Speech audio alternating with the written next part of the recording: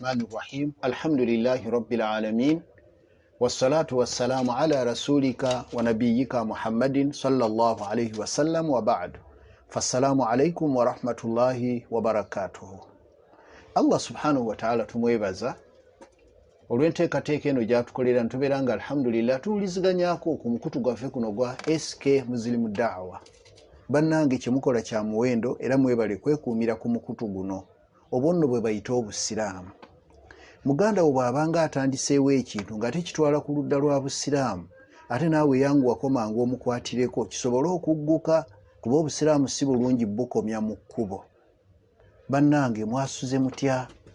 Mwebale byonna bye mukola, abasiibi musiibye n'ebirala byonna ibaadaati ez'enjawulo. Nsaba Allah subhanahu wa ta'ala ffenna atuwa amaanyi agakola ibaada. Kati nno ke kaseera nzuno nkomyewo tube nga tweyongerayo. Mukimanyi tusoma ku w'ekitiibwa Muhammadin sallallahu alaihi wasallam. Ekibuuzo kisigala weekiri lubeerera nti obulamu bwa nabbi Muhammadi sallallahu alaihi wasallama obufunamu ki, obujjamu ki, obutegeeramu ki, obuyigako ki n'ebirala ebifaanana bwe bityo. Kaakati mbakuutira okutya Allah, okumweraliikirira, okumwegendereza n'okumwagala. Ate ne mbasaba tufube nnyo okubeera ab'amazima. Amazima ago g'olaba g'ogayaalirira Katonda ge yakuwa okuteekako protection, emitawaana gireme kuyingira ffa. Ate era mu kiseera kye kimu era fuba nnyo okulaba ng'obeera mwesigwa, kuba obwesigwa ekyo nakyo Katonda yakikuwa kikuteekako protection osobole okubeera nga ebizibu tebiyingira ffa. Era fuba nnyo okulaba ng'obeera muntu mulamu, ekyo Katonda yakikuwa nga kye kijja okukuyamba okukolagana n'abo abakwetoolodde, baleme kubeera nga buli muntu akudduka buddusi. Ekisembayo bwe bugumiikiriza, obwo bwe bukulema biri nabyo tebijja kujja. Kaakati baganda bange tugenda kweyongerayo nga tugenda kusoma ekitundu eky'e18 mu musomo gwaffe nga tusoma ku bulamu obw'ekitiibwa Muhammadin sallallahu alaihi wasallama. Kaakati nno nze kansumulule ali ku mukutu saawa eno temya ku munno, tubeere nga tutambulira wamu. Nkakasa bulungi nti yali mu kitundu kyaffe eky'e18 walaba nga nkutegeeza ti nabbi Muhammadin sallallahu alaihi wasallam akaseera ke kaali kaweddeyo, kubanga ekigambo kufa Allah yakiteerawo ffe ffenna. Era nabbi Muhammadi yennyini sallallahu alaihi wasallam Allah gwe yayisaako ebigambo ebifaanana bwe biti, n'agamba nti kullu nafsin dha'iqatul maut, buli mwoyo gwonna mu prosesi y'okugujja mu kinyama ekyo Allah kye yaguteekamu okubeera nga gw'omwoyo gutambuza ekinyama ekyo. Dha'iqatul maut, mu prosesi y'okugujja mu kinyama ekyo gukombezebwa kufa. Naye Allah yagamba twa innama tuwaffawna ujurakum yawma alqiyama, kyabagenderedde kwe kubeera nti abatwala mufumo beere nga musasulwa empeera zaabwe ne empeera zammwe ze mukoleredde. Agamba nti faman zuhziha ani nnaari, anaawonyezebwa omuliro, wa udkhila aljanna, n'ayingira mu jjana fakad faaza, agenda kuba amaze okuyitamu. Naye yagamba nti wama alhayatu dunya illa mataa'ul ghurur, obulamu bw'ensi kimanye nti byakweyagalamu naye nga bikubuzaabuza ky'oba omanya. Kati ne nabbi yali alina okufa, era Allah yamugamba mu Qur'ani y'ekitiibwa nti innaka mayyitun, gwe kennyini gwe ntumye eri abasiraamu abo oteekwa kufa, wa innahum mayyituuna, era nabo okufa kulina obbatuukako. Kati n'ekiseera ekikye kye kituuse.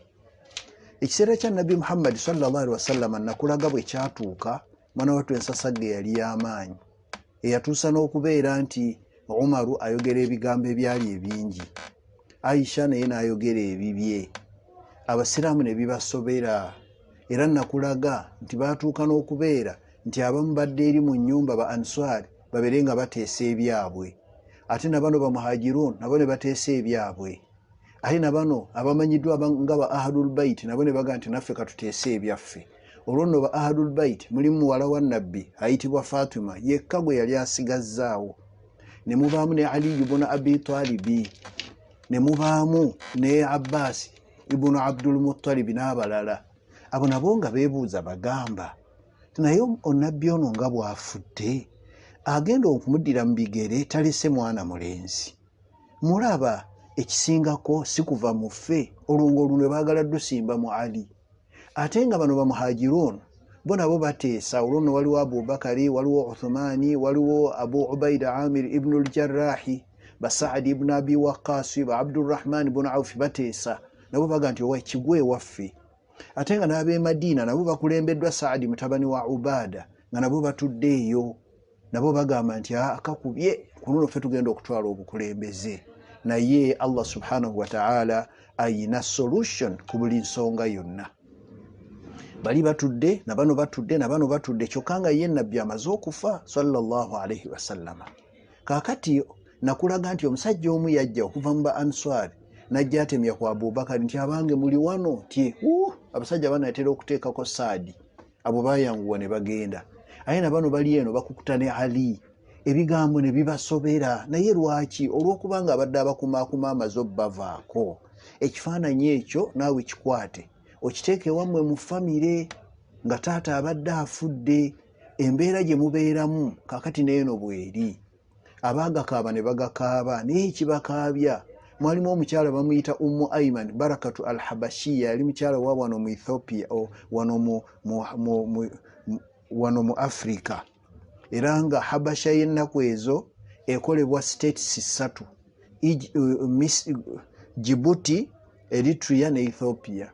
Mu area eyo omukyala we yali ava, naye omukyala yakaaba amaziga kubanga yaleerako ne ku nabbi Muhammad sallallahu alaihi wasallam.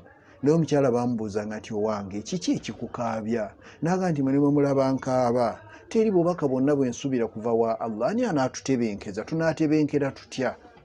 Oyo naye nga amaziga agakaaba bubwe. Naye nakulaga nti Abubakari oluvannyuma yajja n'agonjoola ensonga ku ebyo abaali basobeddwa, era bwe yalinnya ekituuti ndowooza khutuba ye yasooka naye twagimaliriza. Kaakati twagala tulabe mu kitundu kyaffe kino eky'18 twagala tutunuulire tulabe ate nabbi ono baamunaaza batya, kuba yali yanaazibwa, baamuzinga batya, baamuziika batya n'ebirala.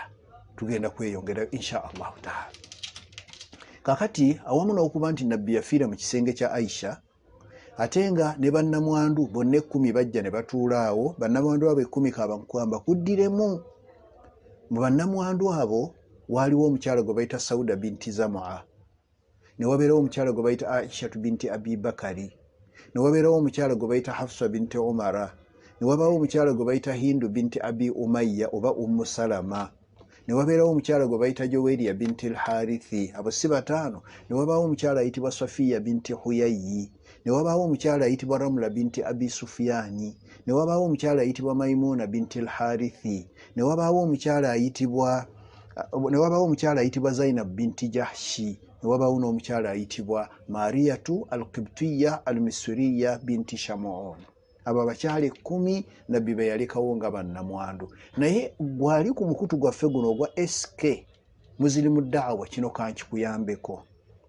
Abakyala abo bonna nga bw'obawulidde 10 teri n'omu yaddayo kufumbirwa. Lwaki? Allah yali amaze okusalawo tewabaawo omukkiriza yenna eyeetantala okuwasa mukyala wa nabbi nga nabbi amaze okufa. Ekyo kimu. Ekyokubiri, waliwo omusajja Omukuraishi eyagamba nti na Muhammad bw'anaafa ngenda kuwasa Aisha. Allah ekyo nakyo n'agamba nti gwe waweeze nti kale nange kanjogere ndabe bw'onoofuguma. Ne wabaawo n'ensonga endala, eno nno yenkulu njagala ogiwulirize. Bakyala ba nabbi baali basomesa, nga gwe singa onoomuwasa n'obeera naye kati bw'afuna olubuto anaasomesa abantu bano, era gwe omwami nga gy'oli eyo mu kisenge bayite omukyala ajja abasomese. Tolaba nti wantandise okwogera bino bye twogera leero nti ye baani abaagala mukyala wange. Point namba 4 kati eno gye njagala weetegereze. Abakyala bonna nabbi sallallahu alaihi wasallama baamubuuza ku bikwatagana mu jjana. Ne bamubuuza nti singa omwami awasa abakyala abasukka ku omu, n'abeera n'abakyala 4, abakyala abo singa ye omwami afa abakyala ne basigalawo, abakyala abo ne bafumbirwa abaami abalala. Abakyala abo balibeera bakyala bandi, boona eyabafaako oba bali abo abawasa. N'addamu n'aga nti omukyala yenna bw'afumbako ku mali agasukka mulimu, omwami gw'alisembayo okubeera naye yagenda okubeera bba mujjana. Kati kyali tekisoboka gwe musiraamu kuva eno nga weekalakaasa ogenda owase mukyala wa nabbi, ate nga bali bakyala be ateeka okubeera nabo mujjana. Allah kyeyava agamba nti akuna temuteekeddwa kubawasa, abo bajja kuba bakyala ba nabbi. Awo wennyini wendeetera n'ensonga erabika nga ebadde etubobbya nnyo omutwe. Ensonga egamba bweti, omukyala olwo Maryam binti Imran azaala Yesu, oba nkozesa ekyo kyokka Yesu, kale azaala Isa. Omukyala oyo bannaffe eri ab'enzikiriza endala bagamba nti yafumbirwako ku musajja omulala n'azaala abaana.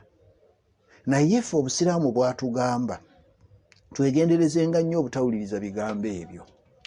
Kaakati eno ewaffe n'enkizuula nga Allah yagamba nabbi Muhammad sallallahu alaihi wasallam nti abakyala bano abasatu bagenda kubeera bakyala b'omujjana. Naye bwe yali asooka yamenya oyo Maryam binti Imran, n'amenya ne Asiya mutabani muwala wa Mazahim, n'amenya ne Kaltham binti Imran mwennyina wa nabbi Musa.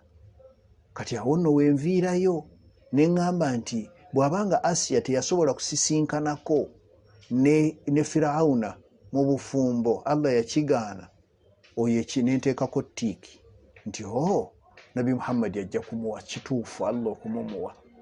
Nentunulira omuwala oli ayitibwa Kaltham nga naye ensonga yeemu, oyo naye nemuwa. Kati akakwakulizo kabadde wano ku Maryam. Kakati ate nendaba nga kyetaaga nzikirize nange kati mbateerewo ekyange. Maryamu okusinziira ku bigambo by'omubaka alabika teyafumbirwa ku musajja mulala, kubanga n'okuzaala kwennyini teyamala kulabagana na musajja.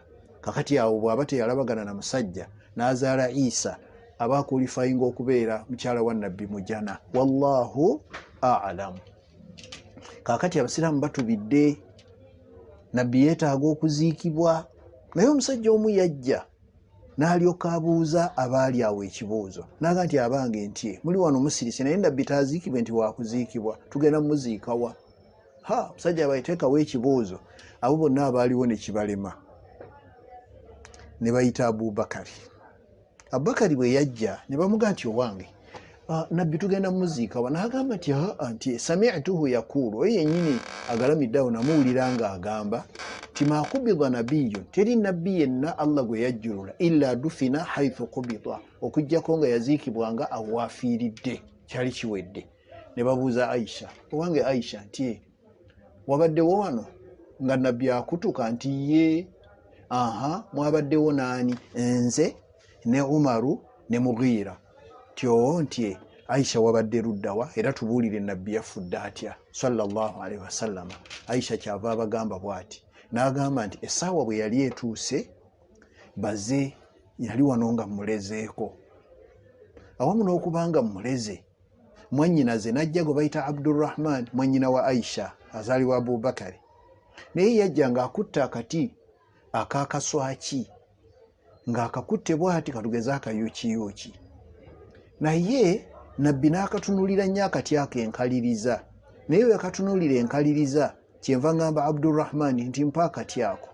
Abdurrahman n'akaleeta, bwe yakampa n'enkagaaya n'akamwa kange ak'ekitiibwa, nagenda okulaba nga ne nabbi antunulira nnyo. Bwe namala okukagaaya n'enkamuwa, olwakakwata bwaki nendaba nga ne mu feesi atandise okusanyuka, n'akayisa ku mannyo ge ag'ekitiibwa ng'asenya, n'ansaba ku mazzi n'anyumunguza mu kamwa, n'agawanda we namuwa, baasi n'ayogera ebigambo bino, n'agamba nti laula an ashukka ala ummati, singa tekubadde kutya kukaluubiriza bantu ba kibiina kyange, la amartuhum bisiwaaki inda kulli swala, nandibadde mbalagira okuyisa omuswaki mu kamwa ku buli swala gye bagenda okusaala. Era nabbi mu bikolwa yasembyayo ekyo ekyokusenya. Aisha agamba nagenda okulaba nga nabbi alina ebigambo byayogera sallallahu alaihi wasallam, naye nga sikyabiwulira.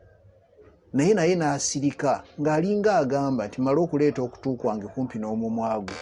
Kyenava nsembeza okutu bwe nti nagenda okuwuliranga ebigambo abyogera ne ntandika obbiwulira, n'eddoboozi n'alyongeza, naye bye yabyogera asonze n'olugalo olwo olw'ekitiibwa mu kasolya k'ennyumba yaffe.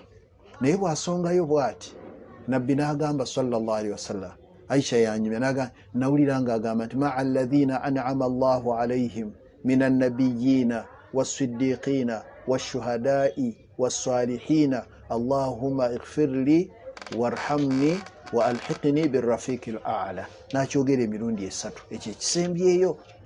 Aisha agamba nti omukono ogwali guwanikiddwa bwe guti, nagenda okulaba ng'omukono gugwa, tegwagwa wansi, nengezaako okugusitula bwe nti nga guddawo buzzi, nenyongera ogwokubiri ng'omukono guddawo buzzi, nenyongera ogwokusatu nga guddawo, nemmanya nti omwoyo gwandibanga guvuddemu. Aisha agamba bamugamba nti we yafiiridde we twagala, n'abagamba nti maata rasulullahi sallallahu alaihi wasallama baina hakinati wa dhakinati, nabbi yafiira wakati w'ebbeere lyange n'akalevu kange nga mutadde wano. Aisha n'abalagawo, wabadde otuddewa? N'addayo n'atuula we yabadde, era olwatuulawo bw'ati omusajja n'alyoka ava eri, bamuyita Talha, n'agamba nti abange nga bwe mmaze okutegeera ekifo ekyo saagala yenna neeyingizaamu, nze ngenda okusima entaana ya nabbi, ate bwogwo tewabaawa neeyingizaamu. N'akwata ebitiiyo, n'akwata ensuuluulu. Entaana ya nabbi muhamad sallallahu alaihi wasallam yasimibwa omuntu okwo, Talha ibn Abi Talha ye yagisima yekka. Bw'amala okusima n'agiyoyoota, n'ateekamu ne kye tuyita lahadi oba mwanandaani eyo munda. Kakati ewe yamala okikola, khalasi kyali kiwedde. Kakati olwo abagenda okunaaza nga nabo bagenda kwekalakaasa lwabwe. Kyekyaddirira, kakati nno munda omwo mwaba abaali beeteeseteese okunaaza mwalimu abantu 7. Abantu abo 7 abaalimu nga bonna kumpi bayitibwa ba ahlul bait. Batuula, amazzi ge baanaazisa nabbi sallallahu alaihi wasallam baagajja eri e Yamani. Engoye baazijja Yamani, kyokka amazzi baagajja mu nnimiro ey'Ekuba, kuba nabbi alina ennimiro awo Ekuba gye yagendangamu n'afunawo amazzi. Era buli lwe yagendanga Ekuba ng'asooka kunywa ku mazzi ago ng'alyoka agenda mu muzikiti guli ogw'Ekuba ng'asaala. Naye kaakati nabbi sallallahu alaihi wasallam ye amaze okufa, bano be beetala baleeta essuuka 2 oba ze twandiyise essanda 2,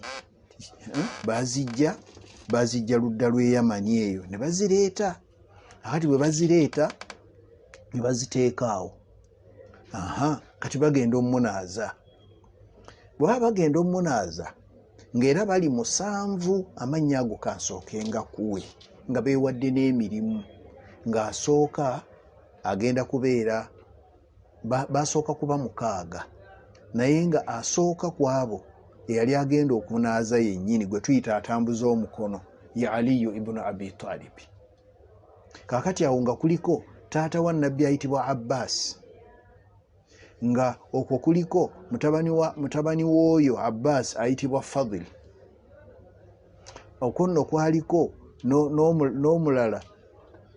n'omulala nga bamuyita Usama bun Zaidi. Kakati ate okwo kwaliko n'omusajja omulala baali bamuyita Sakranu. Abo be basajja 5. Kuliko n'ow'omukaaga, yes, kwaliko Fadili ne Katham. Abo bo baali batabani ba Abbas. Kakati abantu 6 obwo beeteeseteese, era bw'otunula bw'oti kumpi bonna baali ba ahlul bait. Kuliko Ali ahlul bait, Abbasi wa mu ahlul bait, batabani ba 2 bamba ahlul bait. Sakrani yali muweereza wa nabbi, ate noono Usama yali Usama mutabani wa Zaidi. Jjukira nti ye Zaidi yali yattibwa, ono mutabani we yaliwo. Kakati beeteeseteese abantu bali 6. Baga nti kati tugenda kunaaza, naye nabbi ono tumwambulemu engoye nga tumunaaza oba? Ne gabeesiba, ne basiriikirira nga tewali amanyi. Ate jjukira Abubakari taliiwo. Kakati Allah ye kye yakola, n'atebenkeza abaddu bano bonna nga buli omu atunuulidde munne bagenda okulaba nga beebaka. Otulo ne tubakwata, otulo nga tuwanvu, Allah n'aleeta ekirooto n'akibunya bonna abo omukaaga. Buli omu n'aloota ng'alaba nabbi waliwo abazze okumunaaza, ali mu kirooto yeebase wano, no buli omu yeebase. Waliwo abazze okunaaza nabbi, kyokka ng'abo abamunaaza bamuggyeemu engoye. Ng'engoye nga tebamuggyeemu ngoye. Nga tebamuggyeemu ngoye, ne bamaaza ne bamaliriza. Basi, akati bano, Allah n'abazza. Ono ali kwe kubuuza n'agati bannange, kyendabye nammwe mukirabye? Ne bagamba nti kiki kyolabye? N'agamba nti ndabye nga waliwo abazze nga banaaza nabbi nga tebamuggyeemu ngoye ze. Nange nkirabye. Kati abo Allah n'asolvinga gundi yaabwe ne beeteekateeka baagala okunaaza. Baba bagenda okunaaza nga bategedde nti nabbi tebagenda kumuggyamu ngoye. Omusajja n'alyoka ajja ku luggi n'akonkona. Okutuusa ali lwe yagamba ate ani oyo akonkona ng'akimanyi tuli mu kunaaza. Okutuusa Abbaasi lwe yamugamba nti Ali genda sooka oggulewo mulabe. N'agenda n'aggulawo. Bagenda okuggulawo nga musajja w'e Madiina. Era omusajja yayimirira ku mulyango n'agamba, Ali muli babi nnyo. Mwagala mu ab'e Makka mmwe muba muziika, kuba bonna abaali munda baali b'e Makka. Mu ab'e Makka mwekka mmwe muba muziika nabbi, muba mukoze kyabwenkanya, tekijja kusoboka. Nange nyina okuyingira nze kankiikirira ab'e Madiina. Omusajja oyo, Allahu Akbar. Omusajja ayingira nga naye ajja agenda kwegatta ku bagenda okunaasa. Baali bamuyita Awusi mutabani wa Hawla. Kakati Awusi bw'ayingira emirimu babadde bagigabye dda nga bakoze batya. Ali agenda okutambuza omukono. Abbaasi ne mutabani we omu nga be bagenda, ne batabani be ababiri nga be bagenda okukyusa. Naye be tuba tunaaza omuntu mukyusa ne banaazaako ne banaazaako eno. Kakati nga Sakraani ono ne Usaama be bawadde omulimu gw'okufukirira amazzi, ng'onaddaludde eno afukirira n'ono. Gwe mukaaga, kati ono ow'omusanvu bw'ajja ne bagamba nti owe tunaakola kyo. Omusajja ayitiriza Kerere. Naye mutuufu n'ekyo tubadde tukola nga tekuliwo e Madiina, kasita abakiikiridde nga baga nti kale nga bamuwa kuteekawo vivi. Manyi bwe tuba tunaaza waliwo awanirira. Omuntu babanga abamutuuza bati naddala bwe muba mwagala okunyiga olubuto atuulamu bw'ati, naye ono amuwanirira ng'ono bwanyiganyiga olubuto oyo gwe baamuwa, mirimu n'egiggwawo. Kaakati bagenda okutandika okunaaza. Olw'okuba ono abadde onazze buzzi tabaddeewo. Bano baba kunaaza ng'ono atabaddeewo ali nabo yali agenda batawaanya. Lwaki temujjaamu ngoye? Kuba tumanyi nti abantu bonna tubajjamu. Apaana tumujjemu engoye, biki bye mukola? Kerere. Allah kye yakola n'aleeta eddoboozi awo mu bbanga.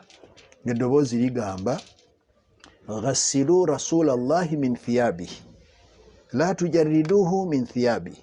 Ng'eddoboozi bwe litambula, ghassilu rasulallahi min thiyabihi la tujarriduhu min thiyabihi. Ebyo bitegeeza ki? Ti nabbi mumunaalize mu ngoye ze, temumwambulamu engoye. Eddoboozi ne lijja. Kakati ono ataabaddewo awulira eddoboozi, nabano ne balwira, buli omu n'atunula mu ggulu. Ebyokunaaza babivuddeko, buli omu n'atunula waggulu. Ne bamala okuwuliriza eddoboozi lwagira ne livaayo. Ne baga nti kye tugenda okukola. N'ono message n'agifuna era tebaasanga buzibu, ne batandika okunaaza omubaka wa Allah sallallahu alaihi wasallam nga bamunaaza nga bamulese mu ngoye ze. Omulimu gwatambula bulungi ne bagumaliriza, ne bamuzinga mu ssanda ze. Bamala okuzinga ekyali kiddiridde kwali kumusaalira. Baakola batya? Entaana eri tayaali, oli Talha ibn Abi Talha yagimaze. Kakati okusaalira nga bamukwata nga bamuteeka kumpi n'entaana. Kakati nga bo bafuluma. Kakati Abubakari awo yali azze. Abubakari kyava agamba nti tetwagala wano kubanga essaawa eno wano we tuli tetwagala muntu nti agenda kukulembera kusaaza mayiti.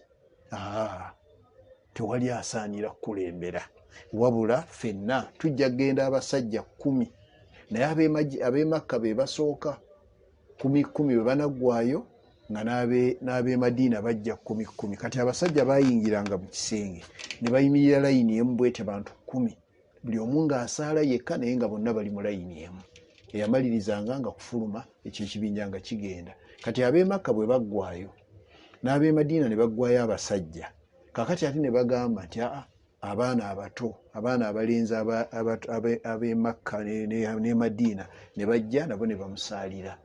Gwali eyo togamba n'abaana bamanyi okusaalira, baali tebafaanana nga ffe eno, bo baali bakulidde mu irimu nga batambula nayo.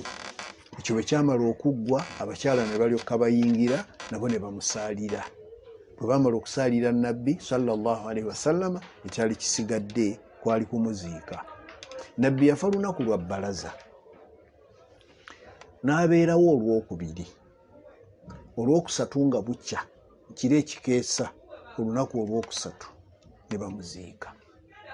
Lwaki nabbi baamukeereya ate nga mwene abasiraamu olufa bwoti nga baziika nti ate tulinde taata wajje nti obusiraamu obwo bugamba kuziikirawo? Ensonga zirina, era kambawo ensonga lwaki ffe batwanguya. Ekisooka tuvunda, nabbi tavunda. Ne bamulekaawo nabbi Sulaimaani bamulekaawo omwaka mulamba, teyavunda. Nabbi Muhammad sallallahu alaihi wasallam ennaku ze yamalawo tewali yakwata ku nnyindo. Naye ffe koofa bwoti.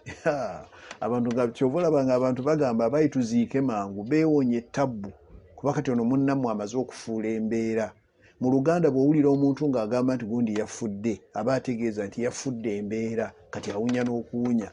Naye omuntu asobola okubeera awo nga mulwadde, naye nga takyasobola na kwogera, naye nga akyassa n'atawunya.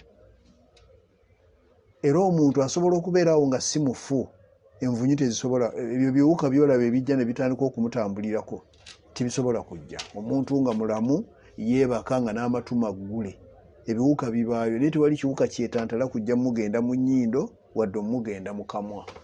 Naye oliye bw'afa, kyova olaba tugamba mumuzza omumwa, waliwo ebijja okutambula, ate naye yennyini ayinza okuvaamu ebirala ebyefoominze ng'envunyu senga mumulwisaawo.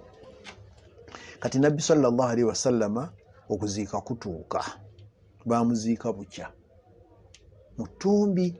Era mukyala Aisha anyumya n'agamba nti nagenda okuwulira oluyoogaano nga ndi mu tulo otuwanvu, kubanga okufa tekumanyi alirira nnyina, okufa tekumanyi alirira bba, oba omuntu ng'okaabira mukyalawo. Naye Aisha agamba nawulira oluyoogaano, kumbe baali bamaze okumutwala. Baani abakkayo wansi? Eyasookera ddala Ali yali tajja kubulako, ne Abbas nakkayo, ne omuvubuka gwe bayita Fadl mutabani wa Abbas. Abo abasatu be bakkayo ne bakwata mayiti ya nabbi sallallahu alaihi wasallam ey'ekitiibwa, ne bagisanga bwe mumanyi, ne basumulula, ne bamuteekayo mu mwanandaani gye tuyita lahadi, era ne bateekako bye baateekako. Olugendo lwa nabbi mu nsi sallallahu alaihi wasallama lwali lumaze okubeera nga lukakata.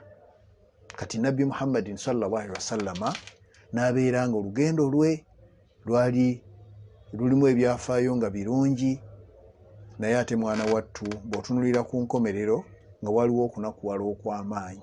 Nabbi bw'amala okufa sallallahu alaihi wasallam, ne bamunaaza ne bamuzinga, ne bamusaalira n'okumuziika ne bamuziika. Olugendo lwali luwedde, naye yaleka agambye ti al-ulamaa'u warathatul anbiya, abamanyi be basigaddewo nga bakutte omumuli ogw'obwannabbi.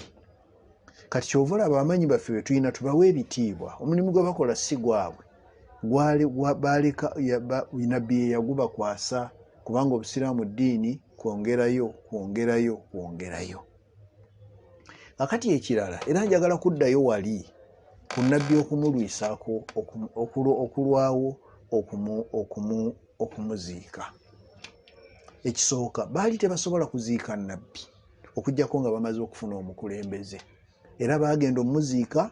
Abubakari yali amaze okuweebwa obukulembeze, bafuneko anaabakulembera nga bakola omulimu ogwo, bafuneko omuntu anaabakulembera nga bakola omulimu ogwo, kubanga bandimaze geekolera. Naye mu bigambo byaffe eby'obusiraamu mulimu ebigambo ebyogera bwe biti, era abasiraamu babiwuliriza nnyo. Ebigambo ebyo bye bino, twabisoma neeyo nga tukyali mu myaka 3-4, kubaffe okusoma okwaffe batuteerangamu engeri y'okuyimba okukakana ng'ekintu mukikutte mangu. Naye twasomanga bwe tuti ate nga kyekituufu nti attaanni min Allah, obukwata mpola bw'olaba ng'obuyina oba oli ne Allah. Wal ajilatu min ashaitan, ate n'okwanguyiriza bw'olaba nga yanguyiriza omanya nti shaitaani gy'oli nayo. Naye bayongerako bino lakini la ajilata, wabula ate okwanguyiriza sunnatun ebankola ya mubaka fi 5 mawadii, mu bifo 5 oba mu bintu 5. Ekisooka fi dafnil mayyit, mu kuziika afudde twanguyiriza. Ekyokubiri wa fi tazwijil banat, ne mu kufumbiza abaana abawala twanguyiriza. Ekyokusatu wa fi tawbat ba'da al ma'siya, n'okweddako oba okwenenyeza Allah ng'omaze okusobya.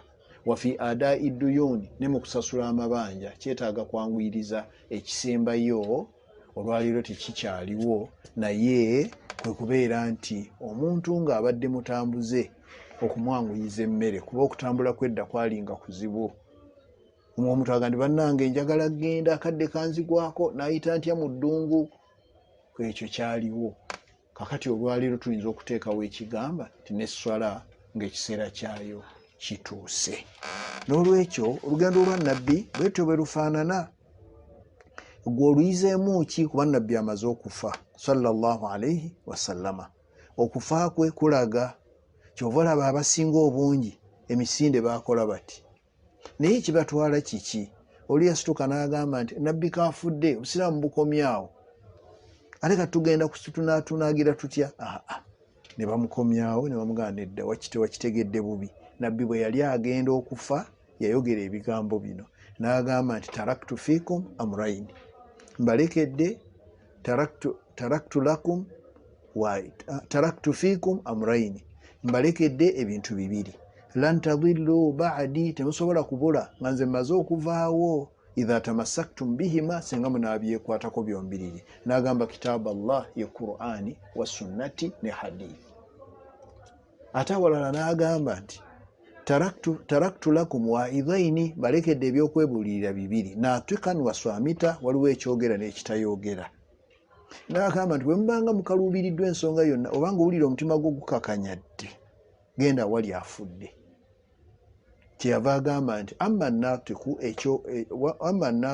ekyogera fal Qur'an eba Qur'ani, wa amma aswamitu, naye ate ekisirise fal mautu, ye muntu ng'afudde ojjaawo n'otunuulira nga lugoloobi yafudde, n'onyeenya omutwe bw'oti n'ogenda. Oyinza okukyusaako ku nkolayo gy'obadde okola. Bannaye mubadde bawuliriza balungi ku mukutu gwaffe guno ogwa S.A.W. Ekigambo kimu kyokka kye mbakubiriza, twagalane, tuyambagane. Aba S.A.W. bwakutuukirira, toyogere ebingi, ekitono ky'olina kimuwe, tusobole okubeera nga da'wa etambula. Mukimanyimira ebintu birimu embeera nnyingi. Nsaba Allah subhanahu wa ta'ala atugabirire, we twagalira abeere ng'atuwa. Tumusaba ow'ekitiibwa Allah atuteere omukisa mu maali yaffe, mu baana baffe, mu mibiri gyaffe, mu maali yaffe, mu byambalo byaffe, ne mu ibadaati zaffe ze tukola. Wa sallallahu ala sayidina Muhammad wa ala alihi wa sahbihi wa sallim. Subhanaka Allahumma bihamdik, ashhadu an la ilaha illa anta, astaghfiruka wa atubu ilayka. Wassalamu alaykum wa rahmatullahi wa barakatuh.